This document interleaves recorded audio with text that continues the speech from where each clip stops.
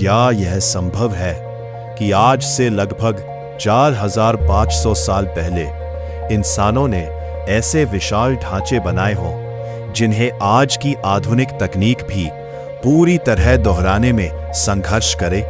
मिस्र के रेगिस्तान में खड़े पिरामिड सिर्फ पत्थरों के ढेर नहीं है, वे इतिहास के ऐसे मौन गवाह हैं जो मानव सभ्यता की सबसे बड़ी पहेलियों में से एक को अपने भीतर छुपाए हुए हैं। लगभग 600 ईसा पूर्व नील नदी के किनारे एक शक्तिशाली सभ्यता तेजी से उभर रही थी। प्राचीन मिस्र, यहाँ के शासक जिन्हें फराओ कहा जाता था, खुद को सिर्फ राजा नहीं बल्कि देवताओं का प्रतिनिधि मानते थे। उनकी मान्यता थी कि मृत्यु अंत नहीं है बल्कि एक दूसरी दुनिया की यात्रा की शुरुआत है। इसी विश्वास ने जन्म दिया इतिहास के सबसे रहस्यमय स्मारकों को। पिरामिड शुरुआत उतनी भव्य नहीं थी। मिस्र के शुरुआती शासकों को साधारण कब्रों में दफनाया जाता था, जिन्हें मस्तबा कहा जाता था, मिट्टी और पत्थर से बनी आयताकार संरचनाएं। लेकिन तीसरी राजवंश के फराओ जोसर के समय एक क्रांतिकारी विचार सामने आया। जोसर के वास्तुकार इम्होटेप ने पहली बार कई मस्तबा को एक के ऊपर एक रखकर एक नई संरचना बनाई, सक्कारा का स्टेप पिरामिड। यह मानव इतिहास का पहला विशाल पत्थर का स्मारक था। लेकिन असली चुनौती अभी बाकी थी। करीब एक सदी बाद चौथी राजवंश के फराओ खुफू ने एक ऐसा निर्माण शुरू करवाया जो आज भी दुनिया को चकित करता है, गीजा का महान पिरामिड।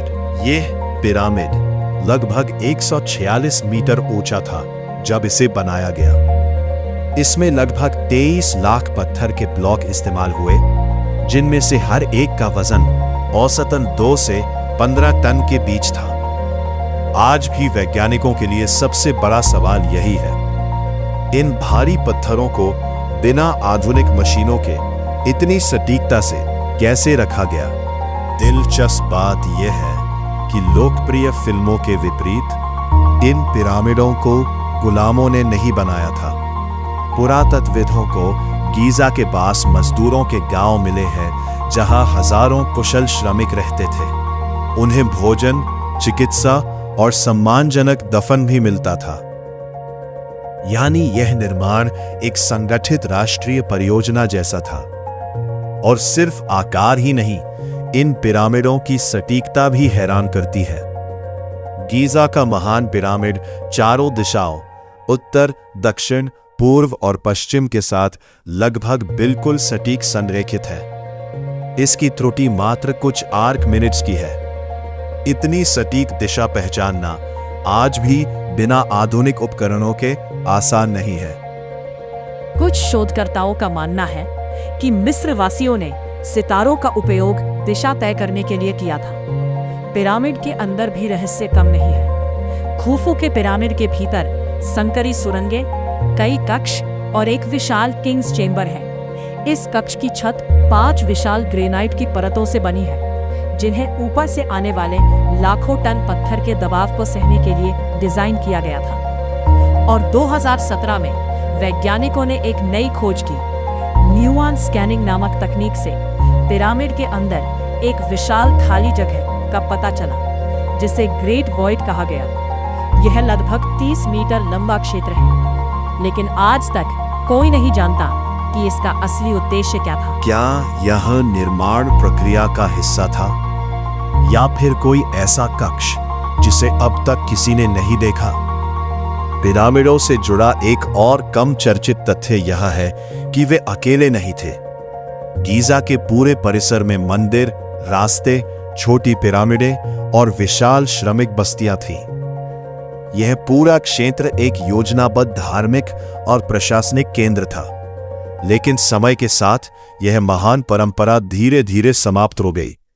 लगभग 1800 ईसा पूर्व के बाद मिस्र के शासकों ने पिरामिड बनाना लगभग बंद कर दिया। इसकी एक वजह थी सुरक्षा। चोर अक्सर पिरामिडों को तोड़कर खजाना लूट लेते थे।